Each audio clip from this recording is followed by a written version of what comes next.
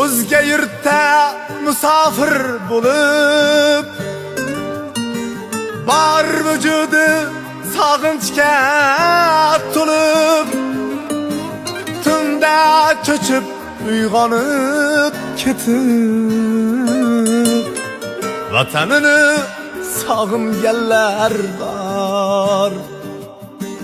Bolam degan so'zlarin eslab, o'ziga diydorin tilab, gohi tunda gohi ertalab onasini sog'inganlar bor. Otasini sog'inganlar bor. Onasini sog'inganlar